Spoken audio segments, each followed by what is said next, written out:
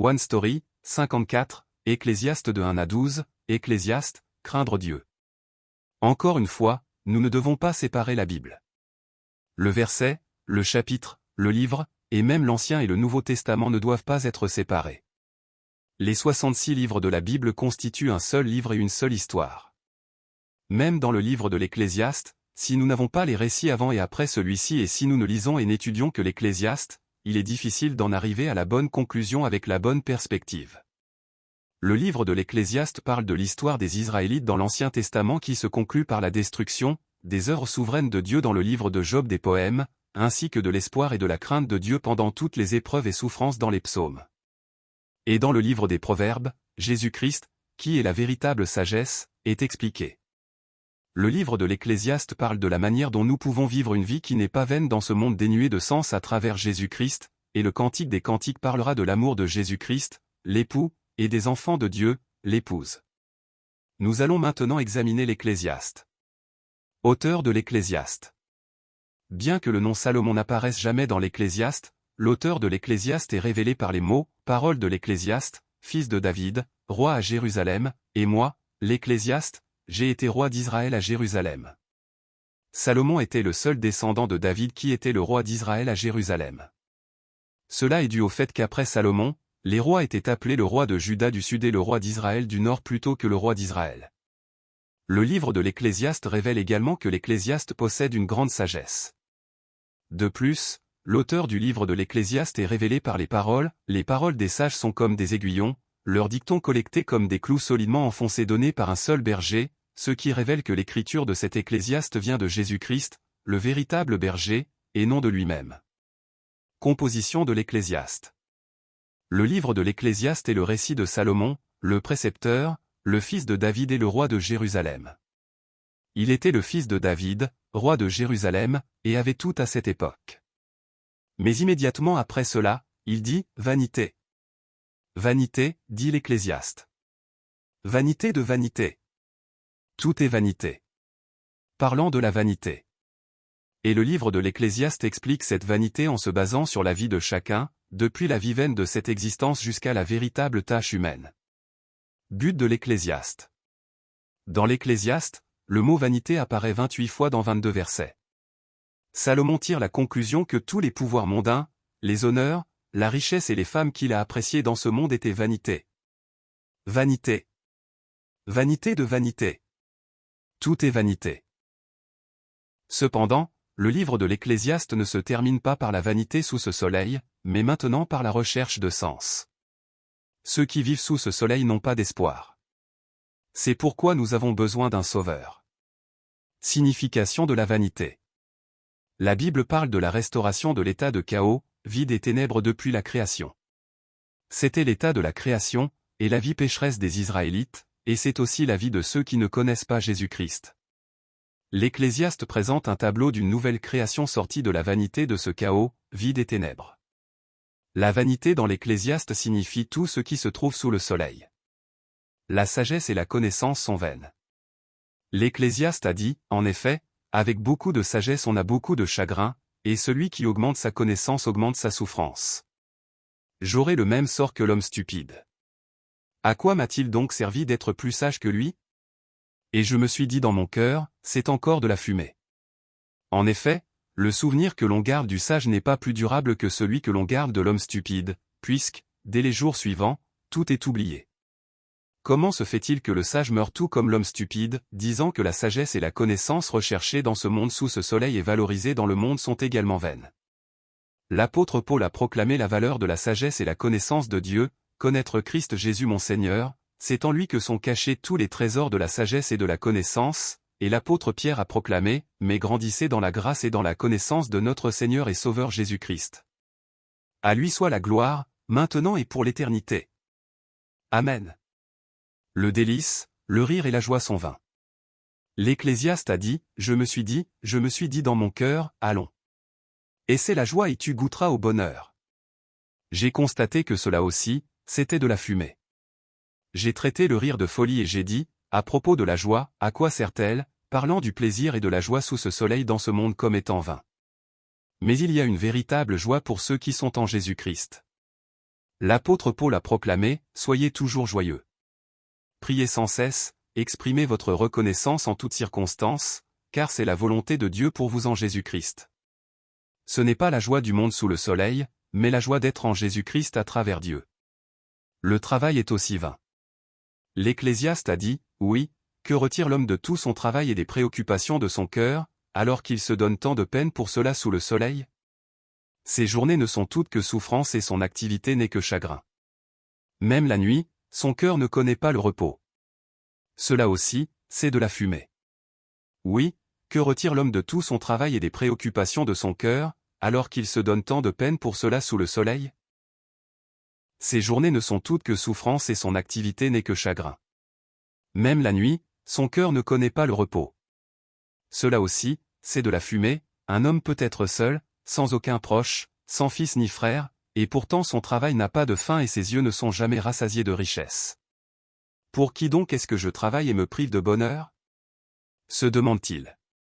Cela aussi, c'est de la fumée et une mauvaise occupation, disant que sous ce soleil, tout le travail que nous faisons dans ce monde est vain. Mais tous les travaux de ceux qui sont en Jésus-Christ ne sont pas vains.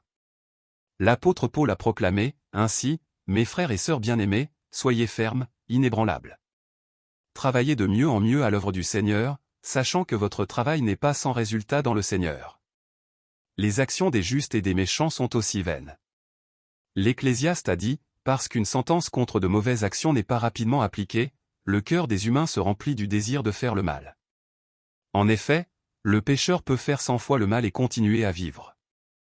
Mais je sais aussi que le bonheur est pour ceux qui craignent Dieu parce qu'ils éprouvent de la crainte devant lui, et qu'il ne sera pas pour le méchant, il ne prolongera pas plus son existence que l'ombre, parce qu'il n'éprouve pas de crainte devant Dieu. Il y a une réalité qui n'est que fumée et qui se produit sur la terre, il y a des justes qui sont traités d'après la manière d'agir des méchants et des méchants qui sont traités d'après la manière d'agir des justes. Je dis que cela aussi, c'est de la fumée, disant que sous le soleil, la justice et le mal qui sont reconnus comme des valeurs dans ce monde sont aussi vains. Cependant, la Bible déclare que bien qu'il n'y ait pas de justes dans le monde, ceux qui ont reçu la justice de Dieu ont été justifiés. L'abondance est aussi vaine. L'Ecclésiaste a proclamé, et même, si un homme a reçu de Dieu des richesses et des biens, s'il lui a donné le pouvoir d'en manger, d'en prendre sa part et de se réjouir au milieu de son travail, c'est un cadeau de Dieu. En effet, il ne se souviendra pas beaucoup de la durée de sa vie, parce que Dieu l'occupe en déversant la joie dans son cœur. Il y a un mal que j'ai vu sous le soleil et qui est fréquent parmi les hommes, Dieu a pu donner des richesses, des biens et de la gloire à un homme, et rien de ce qu'il désire ne lui manque, mais Dieu ne lui laisse pas le pouvoir d'en jouir. Oui, c'est un étranger qui en jouira. C'est de la fumée et c'est un mal douloureux, disant que sous le soleil, l'abondance dont on jouit dans ce monde est vaine. Mais il y a suffisance en Jésus-Christ. L'apôtre Paul a dit, « Ce n'est pas à cause de mes besoins que je dis cela, car j'ai appris à être satisfait de ma situation. Je sais vivre dans la pauvreté et je sais vivre dans l'abondance. Partout et en toutes circonstances j'ai appris à être rassasié et à avoir faim, à être dans l'abondance et à être dans le besoin. La fin de chacun est la même. » L'Ecclésiaste a dit, « Tout arrive également à tous, il y a un même sort pour le juste et pour le méchant, pour celui qui est bon et pur et pour celui qui est impur, pour celui qui offre des sacrifices et pour celui qui n'en offre pas, l'homme bon est pareil au pécheur, celui qui prête serment à celui qui a peur de prêter serment, disant que tout ce qui est reconnu comme valeur dans ce monde, et comme la justice, la bonté, la pureté et le sacrifice sont tous vains. Loin sous le soleil vers Jésus-Christ. » Alors, comment échapper à la vanité du travail sous ce soleil au cours de toutes ces années? C'est trouver celui qui est au-dessus. L'apôtre Paul a proclamé, « La vie qui cherche ce qui est au-dessus est une vie avec Jésus-Christ en Jésus-Christ. » Nous devenons nouveaux en Jésus-Christ. L'apôtre Paul a proclamé, ainsi, si quelqu'un est en Christ, il est une nouvelle création, l'ancien est passé, voici, le nouveau est là. L'Ecclésiaste a dit, il fait toutes choses belles au moment voulu. Il a même mis dans leur cœur la pensée de l'éternité, même si l'homme ne peut pas comprendre l'œuvre que Dieu accomplit du début à la fin. Nous avons un cœur pour l'éternité parce que nous venons du ciel. L'apôtre Paul a dit, quant à nous, notre droit de cité est dans le ciel, d'où nous attendons aussi comme sauveur le Seigneur Jésus-Christ. Et l'Ecclésiaste a dit, et voici ce que je cherche encore sans l'avoir trouvé, j'ai trouvé un homme digne de ce nom sur 1000, mais je n'ai pas trouvé de femme parmi eux. Cela ne signifie pas qu'il y a un homme mais pas de femme, mais il est préférable de voir cela comme une femme qui peut rencontrer Jésus-Christ, l'époux, car il n'y a personne de juste. Par conséquent, la réponse est que nous avons besoin d'un sauveur. L'Ecclésiaste a dit, il fait toutes choses belles au moment voulu. Il a même mis dans leur cœur la pensée de l'éternité, même si l'homme ne peut pas comprendre l'œuvre que Dieu accomplit du début à la fin, signifiant qu'il n'y a pas de moyen pour un pécheur seul, mais à travers l'autre homme parfait, Jésus-Christ, une bonne récompense peut être reçue. Ainsi, l'Ecclésiaste a dit, mieux vaut se rendre dans une maison de deuil que dans une maison de festin, car telle est la fin de tout homme, et celui qui est en vie peut ainsi se mettre à réfléchir. Mieux vaut le chagrin que le rire, car malgré un visage triste le cœur peut être content, disant que le plaisir sous ce soleil ne doit pas être recherché, mais que l'on doit désirer les bénédictions de la vie éternelle à travers Jésus-Christ. Les actions de Dieu ne peuvent pas être connues. L'Ecclésiaste a dit, il fait toutes choses belles au moment voulu. Il a même mis dans leur cœur la pensée de l'éternité, même si l'homme ne peut pas comprendre l'œuvre que Dieu accomplit du début à la fin. Le jour du bonheur sois heureux, et le jour du malheur réfléchis. Dieu a fait l'un comme l'autre, afin que l'homme ne puisse absolument pas découvrir ce qui se passera après lui. J'ai vu tout ce que Dieu fait. J'ai vu que l'homme ne peut pas comprendre l'œuvre qui est accomplie sous le soleil. Il a beau se fatiguer à chercher, il n'y parvient pas, et même si un sage prétend avoir cette connaissance, il est incapable d'y parvenir. Tu ne sais pas quel parcours le vent suit ni comment les os se forment dans le ventre de la femme enceinte, de même tu ne connais pas l'œuvre de Dieu, l'auteur de tout ce qui existe. Même si toute la vie sous ce soleil mobilisait toute la sagesse et la connaissance, le travail et l'effort, la richesse et la justice, nous ne pouvons pas connaître ce que Dieu fait. Par conséquent, nous n'avons d'autre choix que de craindre Dieu. Tout est dans les mains de Dieu. Le professeur a dit, jette ton pain à la surface de l'eau, car avec le temps tu le retrouveras, disant que tout fait partie du ministère souverain de Dieu et est dans les mains de Dieu. Et le professeur a proclamé, souviens-toi de ton Créateur durant ta jeunesse, avant l'arrivée des jours mauvais, avant d'atteindre les années où tu diras, je n'y prends aucun plaisir. C'est le moment où le soleil et la lumière, la lune et les étoiles s'obscurcissent, et où les nuages reviennent juste après la pluie. Nous devons nous souvenir du Créateur avant que les jours de souffrance ne viennent, tout en vivant sous le soleil, pensant que ce monde est tout. Faites confiance à Dieu. Le professeur explique que tous les travaux de la vie sous le soleil sont vains sans la volonté de Dieu, c'est pourquoi il a dit de ne pas poursuivre le monde sous ce soleil, mais de vivre une vie en s'appuyant sur et en faisant confiance à Dieu, même sous le même soleil. Il a dit que tout serait accompli en temps voulu par Dieu et de se réjouir et d'être heureux en toutes circonstances. Cette joie ne peut venir que d'une confiance totale dans le Créateur. Conclusion de l'Ecclésiaste, craignez Dieu. Le professeur a proclamé, écoutons la conclusion de tout ce discours, crains Dieu et respecte ses commandements, car c'est ce que doit faire tout homme. En effet, Dieu amènera toute œuvre en jugement, et ce jugement portera sur tout ce qui est caché, que ce soit bon ou mauvais. Premièrement, nous devons craindre Dieu. C'est le thème de toute la Bible, et Dieu en a parlé à plusieurs reprises à travers des personnes et des événements. Le professeur a dit, j'ai reconnu que tout ce que Dieu fait durera toujours, sans qu'on puisse ajouter ou enlever quoi que ce soit, et que Dieu agit de cette manière afin qu'on éprouve de la crainte devant lui. Si tu vois dans une province le pauvre opprimé, le droit et la justice violés, ne t'en étonne pas, car un homme de rang élevé est placé sous la surveillance d'un autre de rang plus élevé, et au-dessus d'eux il y en a de rang plus élevé encore. Craindre Dieu signifie reconnaître Dieu comme Dieu. La Bible avertit qu'il est mauvais de ne pas craindre Dieu. La crainte est le cœur qui aime et craint Dieu qui amène chaque œuvre, bonne ou mauvaise, en jugement. Deuxièmement, il faut obéir à ses ordres. Basé sur les 5 livres de Moïse, la loi de l'Ancien Testament commence par les mots « Et tu leur diras, voici ce que dit l'Éternel, le Dieu d'Israël, maudit soit l'homme qui n'écoute pas les paroles de cette alliance, celle que j'ai prescrite à vos ancêtres le jour où je les ai fait sortir d'Égypte, de la fournaise où l'on fait fondre le fer, en disant, écoutez ma voix et faites tout ce que je vous ordonnerai, alors vous serez mon peuple et je serai votre Dieu.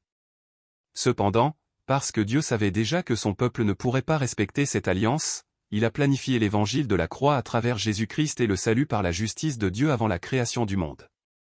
C'est pourquoi, après l'histoire de l'Ancien Testament, Dieu a parlé de la nouvelle alliance en disant « Voici que les jours viennent, déclare l'Éternel, où je conclurai avec la communauté d'Israël et la communauté de Juda une alliance nouvelle.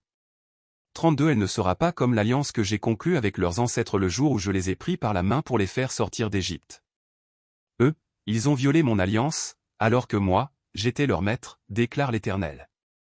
33 Mais voici l'alliance que je ferai avec la communauté d'Israël après ces jours-là, déclare l'Éternel, je mettrai ma loi à l'intérieur d'eux, je l'écrirai dans leur cœur, je serai leur Dieu et ils seront mon peuple. Cela signifie que Dieu agira en tant qu'exécuteur de l'alliance. Et au scribe qui a demandé, quel est le plus grand commandement de la loi? Jésus lui répondit, tu aimeras le Seigneur, ton Dieu, de tout ton cœur, de toute ton âme et de toute ta pensée. C'est le premier commandement et le plus grand. Et voici le deuxième, qui lui est semblable, tu aimeras ton prochain comme toi-même. De ces deux commandements dépendent toute la loi et les prophètes. Je vous donne un commandement nouveau, aimez-vous les uns les autres. Comme je vous ai aimé, vous aussi, aimez-vous les uns les autres. C'est pourquoi Paul a dit, l'amour ne fait pas de mal au prochain, l'amour est donc l'accomplissement de la loi. Par conséquent, les décrets, commandements et lois de Dieu que nous devons obéir sont aimer Dieu et même aimer nos ennemis. Le livre de l'Ecclésiaste proclame que c'est le devoir de l'homme. Ainsi, l'Ecclésiaste accuse les peuples sous un angle différent de celui de Job, des psaumes et des proverbes, en disant aux gens qui sont devenus rois et qui pensaient que ce monde était tout après l'Exode que leurs efforts sur cette terre sont tous vains. Il souligne également que notre devoir est de vivre une vie en craignant Dieu, car nous ne pouvons pas connaître les œuvres de Dieu. Maintenant, de plus en plus, l'œuvre et l'image du Sauveur, Jésus-Christ, sont révélées. Maintenant, dans le dernier livre des poèmes, le Cantique des Cantiques, nous continuerons à voir l'amour de Jésus-Christ, l'époux, pour les enfants de Dieu. One Story continue.